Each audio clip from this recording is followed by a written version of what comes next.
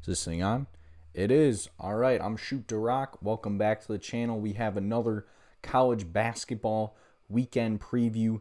Getting closer here to March. Big Saturday now with no football on. First Saturday with no football. So if you're looking for something to watch, definitely recommend tuning into a lot of these college hoops games. So I'm going to go through here Friday, Saturday, and Sunday, my games to watch. So make sure to comment down below what games you guys will be watching and your picks for said games while you're down there. Make sure to like the video, subscribe to the channel if you're into college basketball content, trying to get ready here for March. And while you're down there, also check out all my other socials. Like I said, you can comment your picks on TikTok, Twitter, Instagram. I'm posting, my clips as well as just kind of different graphics talking about all these different games on there too. So make sure to check those out, and let's get into it.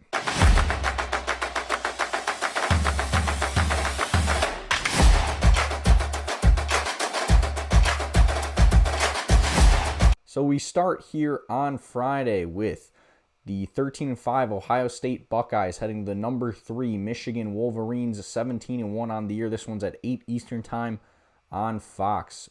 So Michigan led by Yaxel Lendenberg scoring 14 points per game, and then their leading rebounders Adi Mara with 7 rebounds, and then Elliot Cadeau, the leading assist man, with 5. On the Ohio State side, Bruce Thornton, their leading scorer and assist man, 20 points per game, 3 rebounds, and then Devin Royal, the leading rebounder, with 6 here for the Buckeyes. So both these teams coming off of wins here. Ohio State at home in overtime against Minnesota on Tuesday, and then Michigan just crushes Indiana. So looking here at the different rankings here, Michigan is the number 1 efficiency in offense here in the country on Haslametrics, and the number 3 defensive efficiency. Ohio State does a really good job of scoring the ball. They're shooting 50% from the field. However, Michigan, number 1 shooting team in the country, 52% from the field. Michigan, the slightly better 3-point shooting team, 37% to Ohio State's 34%. And just all around Michigan is just kind of the better team in this one. I really like their bigs in Lendenberg and Adi Mara. Like, they've just been 2 of the most dominant guys here in the country. The thing here with Michigan is they just have been kind of inconsistent at different points here this season. So who knows? Maybe this is one of those games where it is kind of Suzer. Ohio State does manage to play teams tough. Lost a close one to Nebraska. They played Illinois tougher, close early in the year, but those games were both in Columbus. This one's in Ann Arbor. So I'm going to go with the Wolverines to take this one. Then in the next one on Friday, we have the Utah State Aggies heading to the Colorado State Rams. This one's at 10 Eastern time on FS1. So both these teams are kind of not playing great ball as of late. Colorado State finally got back in the win column with a win against Air Force during the week after losing their previous 2 to Boise and Fresno. And then Utah State, after being undefeated in Mountain West plays, lost 2 straight games at Grand Canyon, then at home here to UNLV. So on the Utah State side, MJ Collins, their leader, averaging 19 points per game. With then Mason Falslev as their leading rebounder with 6 rebounds per game. Reckensteiner's the leader for Colorado State, averaging 12 per game. With then Booth, the leading rebounder, with 6, and then Munez, their leading assist guy, with 4.5 rebounds. Allen, the leading Utah State assist man, with 5 assists per game. So looking here, Utah State is the 32nd most efficient offense in the country according to Haslametrics, to Colorado State's 47th, and then Utah State also the 49th most efficient defense.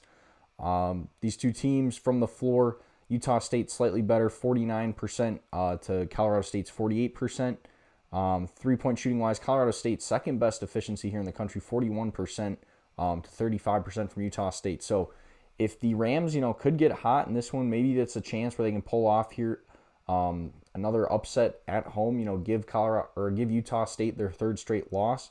But I don't know. This is one, like I said, I just kind of like Utah State. I think they're the best team in the Mountain West. Maybe, these past 2 games show it's not as head and shoulders above the rest as I thought they were, but I still think they're the better team in this one. I think the Aggies finally get back in the win column, so give me Utah State, take this one. So then we go back here to the Big Ten to start Saturday with the 7th-ranked 19-0 Nebraska Cornhuskers heading to the 10-9 Minnesota Golden Gophers. This one's going to be at noon Eastern time on Fox Sports 1. So Nebraska led by Price Sanford, scoring 17 points per game.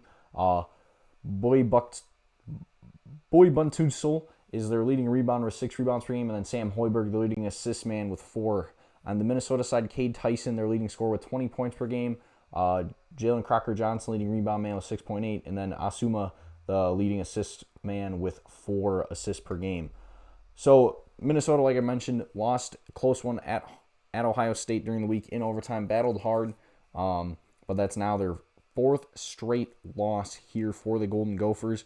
Nebraska, like you said, 19-0, haven't lost yet this year. They cruise over Washington during the week, and they just really haven't lost, they haven't lost at all yet. Like, they've looked really good. They haven't really had a tough game in a while. Like, they've just kind of cruised through the Big Ten here. These last couple of games, fought a little bit against Indiana a couple weeks ago, but other than that, like, these last 3 games have been pretty easy wins here for the Cornhuskers. So looking here, efficiency-wise, Nebraska, 21st most efficient team here in the country, and the 9th best defensive efficiency. They shoot 49% from the field, Minnesota's 46%. 3-point percentage-wise, Nebraska 38, Minnesota's 35%. And they're also second best in the country in points in the paint scoring. So this Nebraska team, just all around really good team. The only thing why I kind of want to preview this one is Minnesota has already had, some upset wins here at home this year. Taken down Iowa, had a close call against Wisconsin as well. They're not an easy team. Like, they play teams tough, especially at the barn there in Minneapolis. So this one I think could be a competitive game. But if the Cornhuskers didn't lose in Assembly Hall, they haven't lost at the Shot in Ohio State, I don't think they're going to lose here in Minnesota either. So give me Nebraska to take this one. Then next, staying in the Big Ten, at 3 Eastern time on Saturday, the 11th-ranked Illinois Fighting Illini head to the 4th-ranked Purdue Boilermakers. So for Illinois, their leaders Keaton Wagler scoring 15 points per game, and then David Mirkovich, their leading rebounder, with 8 rebounds per game, and then Wagler also the leading assist man with 4 assists. On the Purdue side, Braden Smith, their leading scorer and assist man, 14 points per game, 9 rebounds. Then Trey Kaufman-Renn, the leading rebounder, with nearly 9 rebounds per game. So Purdue is coming off their 2nd loss of the season here, losing at UCLA in a close one to finish the West Coast trip 1-1. Illinois, on the other hand, now won 5 straight games, just cruising over Maryland. Big thing for Illinois is no Killian Boswell here for the next month, but Keaton Wagler's been their leading scorer anyways, and then Andrei Stojakovic goes for 30 in that win against Maryland during the week. Efficiency-wise, these are 2 of the most efficient offenses here in the country.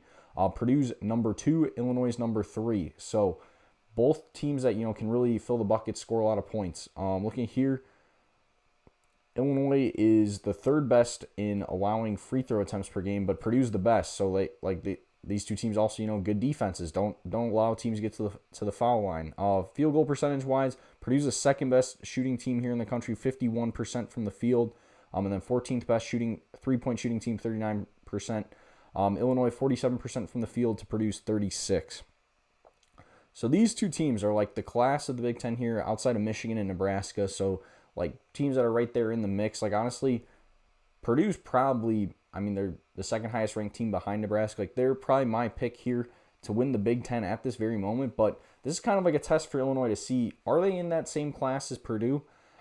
I don't know yet. And if this game was in Champaign, maybe I'd be a little bit higher on the Fighting Illini. But I just think with this game being in West Lafayette, Purdue, especially now hungry after losing that game during the week. Now they come home, look to get right here. They're gonna be ready for this one. I don't know. Maybe that UCLA game was almost a look ahead for this game here against Illinois. So I don't think Purdue should struggle with this one. Give me the Boilermakers to get the W here. Then we move to the Big East, where the Georgetown Hoyas head to the Providence Friars. This one's at 12:30 Eastern time on TNT. And now, granted, these are 2 teams that are not great. Both are 9-10 here on the year, but any time that Ed Cooley heads back to the dunk at Providence, it's one I gotta feature. It's one of the most rowdy games of the year, probably one of the ones that I look forward to the most in the Big East. So on the Georgetown side, Lewis, their leading scorer, with 14 points per game. Williams, their leading rebounder, with 5 rebounds. And then Malik Mack, leading assist man, with 4.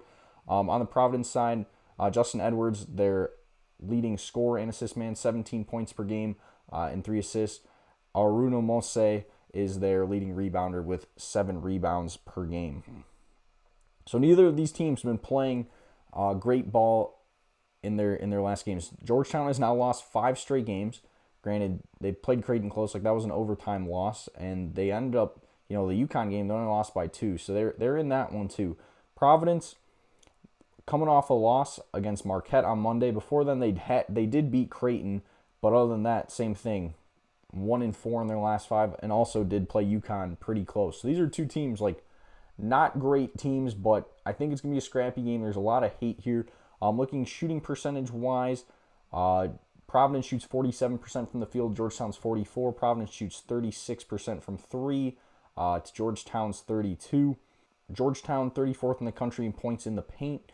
And yeah, this is, like I said, I think this is just going to be like a good old-fashioned slugfest. Two teams that really don't like each other. I do like Providence a little bit more in this one, especially with it being a home game for the Friars. So give me Providence to beat Georgetown. Then we move on in the Big East with another intriguing coaching matchup here. The Pitino Bowl, the 14-5 St. John's Red Storm head to the 11-8 Xavier Musketeers. This one's at 2:30 Eastern Time on TNT, so right after that Providence-Georgetown game. So on the St. John's side, Zuby Ejiofor, talk about in every preview. He's the leader for the Red Storm, 15 points, 7 rebounds, 3 assists. On the Xavier side, Trey Carroll, their leading scorer, with 17. He scored like 29 against Creighton during the weeks. Really good game for him. And then Bravakanen is their leading rebound and assist guy with nearly 8 rebounds per game and 4 assists. So St. John's coming off a nice win against Seton Hall, coming from behind, kind of a scrappy game, but they get the job done, 65-60 win there over the Pirates. Xavier coming home after just a crushing loss to Creighton, just didn't box out the free throw shooter, where then Austin Schwartz for Creighton was able to swoop in, get his own rebound, score the winning basket there, and knock off the Musketeers in a close one. So looking here, efficiency, St. John's 40th ranked efficient offense here in the country, to Xavier's 89th, and then St. John's the 3rd best team in the country at drawing free throws. So that's going to be interesting to see here if they can get to the line again. St. John's shoots 47% from the field to Xavier's 45%, and then both these teams, not great three-pointing shooting teams. Xavier slightly better, 37% to St. John's 36%. So like I said, this is an interesting one just because it's, Rick Pitino versus Richard Pitino. Father versus son. Should be interesting to see how that goes, but I think the father probably has the advantage there, knows his son a little bit better, and also he just has the better team. So for that reason, I got St. John's going on a road and picking up a win in this one. Then we move on to the ACC, where we have one of the few ranked-on-ranked contests here on Saturday. The 22nd ranked North Carolina Tar Heels head to the 14th ranked Virginia Cavaliers. This one's at noon Eastern Time on ESPN2. So on the Carolina side, they're led by Caleb Wilson, going for 19 points and 10 rebounds. And then Kean Evans, their leading assist man, with 3 assists per game. Tyson DeRitter, leading scorer for Virginia, with 16 points per game. And then Grunlow's their leading rebounder with 6. And then Hall, their leading assist man, with 4. So North Carolina gets back in the win column after suffering 2 straight losses. Out west to Cal and Stanford, they cruise against Notre Dame during the week. Virginia, they've been red hot. They're 5-1 here in the ACC, won 5 straight against at SMU, at Louisville, versus Stanford and Cal, and at North Carolina State. So they're a team, like I said, kind of a couple weeks ago. They've been underrated a little bit here in the ACC. I don't think they've been talked about as much as Duke, Carolina, and even kind of Louisville here before the season. And, that's slightly on me. But this Cavaliers team, I think, is finally starting to gain some respect a little bit. So they're the 6th most efficient offense here in the country, and then the 10th most efficient defense. Carolina, 23rd most efficient offense, 33rd efficient defense. Shooting-wise, Carolina is a slightly better shooting team, 50% from the field. However, Virginia holds their opponents to only 37%. I mean, it's the same Virginia as always, just really good defensive team. And then on the Virginia shoots 48% from the field, so slightly worse than North Carolina, but like I said, better defensive team. 3-point shooting-wise, Virginia the better 3-point shooting team, 38%. That's 22nd best in the country to 37% from North Carolina. And while Carolina, they get a win. They're back in the win column, much needed during the week here. Like I said, I think this is just kind of Virginia's time. They're red hot here, 5 straight wins.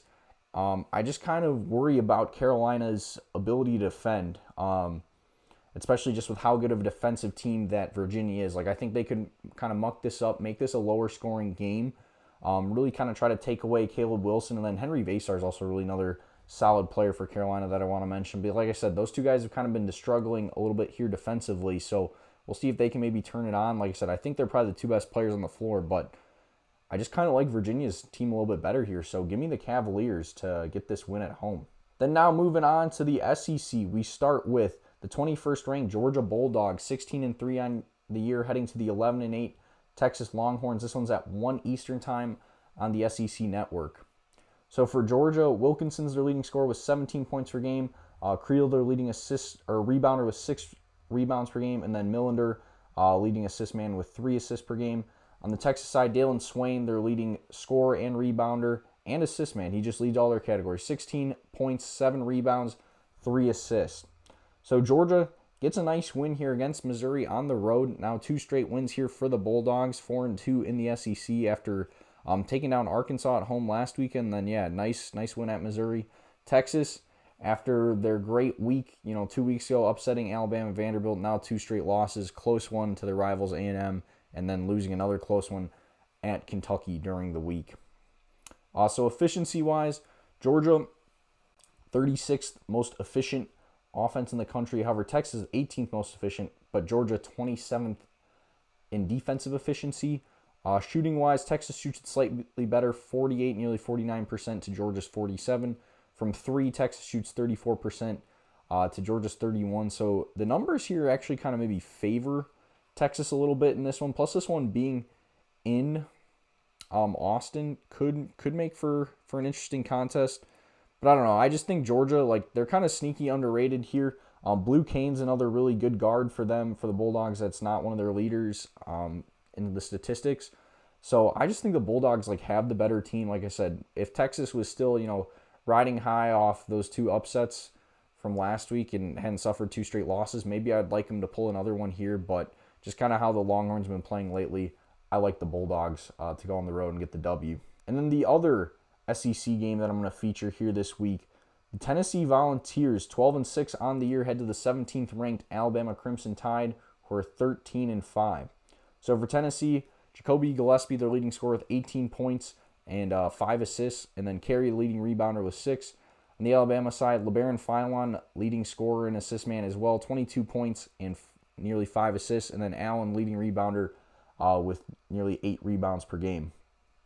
So Tennessee didn't play during the week this week. Their last game, they lost to Kentucky at home, one that they just kind of gave away. They're up big in that one. Let the Wildcats back in the game, and end up losing, a game at home to their rivals. Not something you want to have happen. So they've kind of had a week to stew on that here. But they got to go on the road, face an Alabama team who's won 2 straight games, destroying Mississippi State, and then a nice close win at Oklahoma during the week. Another really interesting one in this is it's kind of a story that's been going on during the week. Charles Bediako, who played for the Crimson Tide 2 years ago, hasn't played in the NBA, didn't get drafted, just been in the G League. He's been ruled eligible for this game, which I find very interesting. So we'll see if he actually ends up playing, what that kind of could mean going forward if, say, Alabama, wins this game, which I'm probably going to pick them to. But then, he gets ruled ineligible down the line. That could be a pretty interesting discussion point there. So Alabama, 4th best efficiency offensively in the country. It's Tennessee's 34th. Field goal shooting wise, Tennessee 13th best shooting team in the country, 50% from the field to Alabama's 48. And then Tennessee also a slightly better 3-point shooting team with 38 to Alabama's 36%. In the mid-range, though, Alabama is actually the 4th best mid-range shooting team in the country, 48%. I think this one could be a fun one between Gillespie and Philon going at it. I think they're both really talented guards here on either side. But with this one just being in Alabama, and just honestly, I haven't really been impressed with what I've seen from Tennessee. I feel like they're very inconsistent. They're 2-3 here in SEC play. Alabama, like I said, did suffer those 2 losses, a down week a week ago, but now kind of riding the ship in their last 2. Plus, they opened up SEC play with a really nice win against Kentucky at home. Like, it's just really hard to win there in Tuscaloosa. So give me the Crimson Tide to take this one. Then moving on to the Big 12, another ranked on ranked matchup here. We have the 6th ranked Houston Cougars heading to the 12th ranked Texas Tech Red Raiders. On the graphic here, when I first pulled these up, it says this one's at 6:30 Eastern time on ESPN, but now on my computer it's showing that it's at 2. So I know with like the winter storms, there's kind of been a lot of moving around, so we'll see what actually happens there. For Houston, their leader is Emmanuel Sharp. He's averaging 15 points per game. Chris Sinak, leading rebounder with 7 rebounds, and Kingston Fleming's leading assist man with 5. On the Texas Tech side, JT Toppin, their leading points and rebounds guy, 21 points, 10 rebounds, so averaging a double-double there. And then Christian Anderson, leading assist man with 7 assists per game. So Texas Tech won 4 straight games since their loss to Houston, 69-65 at Houston in the first meeting between these two teams. And then Houston also 17-1 here on the year, won 5 straight, haven't lost since the Players era in Vegas. So undefeated here in conference play. I think this is going to be a really good contest. I mean, we saw it the first time these two teams played. If you watched that game at Houston a couple weeks ago, it's just like a really competitive game. These two teams, definitely battle it out. Efficiency-wise, Texas Tech 12th best efficiency offensively in the country to Houston's 30th, but Houston's also the second most efficient defense to Texas Tech's 32nd. So shooting-wise, Texas Tech shooting the ball slightly better, 49% to Houston's 45%. And then Texas Tech's also the number 1 3-point shooting team in the country, 41%, nearly 42% to Houston's 35%. Houston is the number 1 team in the country field goal attempts per 100 trips. So that means like they do a really good job taking care of the ball and get shots off. And like that's definitely Houston's advantage here. Is there just a very good defensive team? Like Kingston Flemings has really come into his own here as a defender to go with Emmanuel Sharp and then Uzan as well for the Cougars. But I don't know. This is one where it's tough to beat a team twice. And like Texas Tech played Houston really close in this first contest, like one that I honestly could have seen the Red Raiders taking, but the Cougars were able to kind of pull it out there at the end here at home. But with this game being in Lubbock this time, I'm going to go with the Red Raiders to even up the series here and hand Houston their first loss in the Big 12. Then the other Big 12 game I'm going to feature here on Saturday night, 8 Eastern, the 19th ranked Kansas Jayhawks, 14-5 on the year, head to their rivals, the 10-9 Kansas State Wildcats. So for Kansas, Trey White, their leading scorer with 15 points per game, and then Flory Badunga, leading rebounder with nearly 9 rebounds per game. Melvin Council, leading assist man, 4 assists per game. For Kansas State, PJ Haggerty fills the bucket, leads all their categories, 23 points per game, 5 rebounds, 4 assists. Both these teams coming off wins during the week. Kansas went to Colorado, where Melvin Council was that leading scorer for them in that one. A nice 75-69 win there. Kansas State, just absolute barn burner, thrilling game against Utah. They win 81-78 behind 34 from PJ Haggerty in that one. Like he was balling out. That was a really fun game here on Wednesday. Much needed after 4 straight losses here for the Wildcats. They're now 1-5 in Big 12 play. Kansas 3 straight wins after losing at West Virginia. After their tough start to the Big 12, Kansas has been a lot better as of late. So looking here at the metrics, sorry, let me move these over. Kansas 39th most efficient offense in the country, and then 11th defensively. K-State 86th offensively, 108 defensively. Field goal percentage-wise, Kansas shoots the ball 49% from the field to Kansas State's 47%. Kansas also the better three-point shooting team, 37.92% to K-State's 37.45%. And then Kansas is also the second best in the country in field goal, like second lowest field goal percentage from an opponent, 36%, and then 7th best three-point, only 29% from 3 of their opponent's shot. Like looking here at the metrics, like Kansas just kind of dominates in everything. But just the interesting thing here is, this one is in Manhattan. Like the Jayhawks once again have to go on the road. We've already seen them lose at West Virginia this year. Like they've struggled on the road. They've struggled away from Allen Fieldhouse. And just with how good of a scorer PJ Haggerty is, like this is one I could see him really just going off once again, maybe for 30-plus points, kind of putting this Wildcat team on his back. We'll see if, Darren Peterson, his availability, if he's able to, maybe kind of match that. But I'm actually going to go with the upset in this one. Give me Kansas State to take down their rivals at home. And then the final game here, the one I'll feature here on Sunday, mid-major game, and probably the best one. We have the 14-6 Florida Atlantic Owls head to the 12-7 South Florida Bulls. These are two of the top teams in the American Conference, plus rivalry game a little bit here, the two Florida schools in that conference.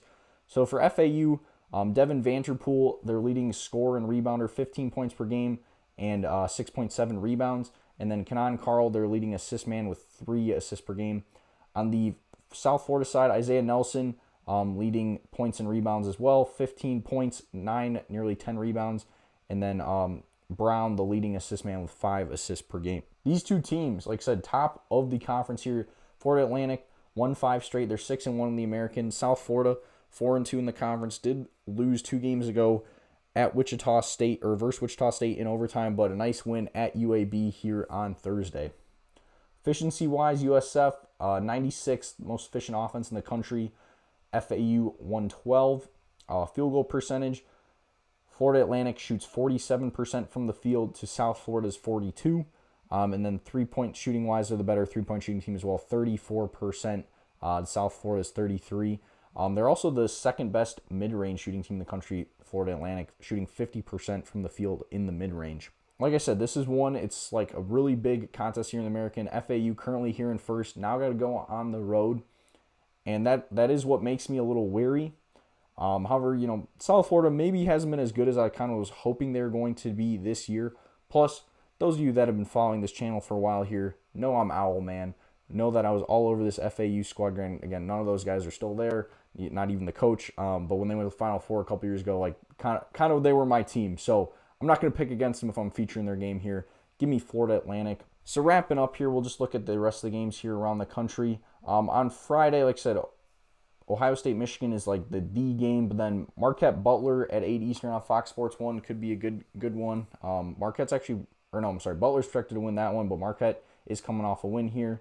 We got Indiana heading to Rutgers. We'll see if the Hoosiers maybe could get in the win column. We got a couple Northeast Conference games that are supposed to be good if you're kind of a sicko, and then Tulane Charlotte is an American Conference game. That one could be a close one as well. Saturdays, obviously the loaded slate. Maryland heads to Michigan State. Both those teams coming off the road, come back to East Lansing here, but I think Sparty should cruise in that one. Ole Miss and Kentucky could be a fun one. Ole Miss has already, pulled some upsets here in the SEC. We'll see if they can pull another one. Clemson, off a loss to NC State, has to go to Georgia Tech. Projected to win, but we'll see. Never easy to go here on the road. Villanova and UConn in the Big East at 12:30 Eastern on Fox. That some of these teams in the Big East here have kind of played UConn tough. Villanova trying to kind of cement their spot, maybe as the second best team in that conference. We'll see how they do in that one. Arizona hosts West Virginia. Miami heads to Syracuse. That's projected to be a close one. Miami, both those teams coming off loss, so looking to get back in the win column. George Mason, Rhode Island should be a fun A-10 contest. George Mason projected to win that one by 2, but they got to go on the road. They're undefeated here so far in the A-10, so we'll see if they can keep that up. Let's see, other games here. Hofstra, William Mary, checked to be close. William Mary, top team here in the CAA so far. They never made in the tournament, so we'll see if they can maybe switch that up this year. UCF in Colorado at 3 Eastern on ESPN+. Murray State at Northern Iowa, 4 Eastern on CBS Sports Network. Murray State already lost to Drake this week, so they need another win here to kind of stay atop the Missouri Valley, but not going to be an easy contest going to Northern Iowa. Auburn heads to Florida, rematch of the Final Four last year. Gators playing some really good ball right now. I like them to take that one. San Diego State heads to UNLV. UNLV, like I said, just coming off that upset win over Utah State, and San Diego State just got upset by Grand Canyon. So we'll see if maybe the trend continues and UNLV can get another win there. DePaul Seton Hall in a Big East contest. Seton Hall projected to win by 5, but going on the road, you never know.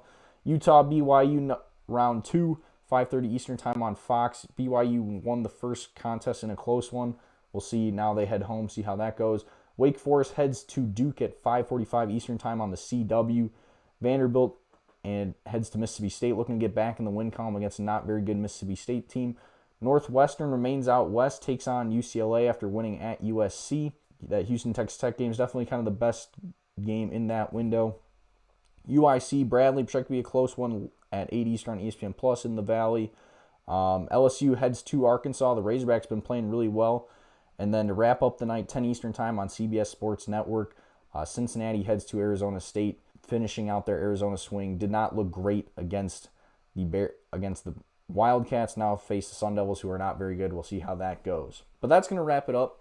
Thank you guys so much for watching. Like I said at the start of the video, make sure to comment your picks down below for any of these games I featured, or even, other games I kind of just went through quickly here at the end. Like I said, I'm going to try to shout a couple of you guys out every video. We've got people dropping picks. Like I said, you can also comment your picks on TikTok, Twitter, Instagram, so make sure to follow me on all my socials down there. Shoot DaRock TTV on everything. Make sure to like the video, subscribe to the channel if you're enjoying the college basketball content, and I will see you guys next time. Peace.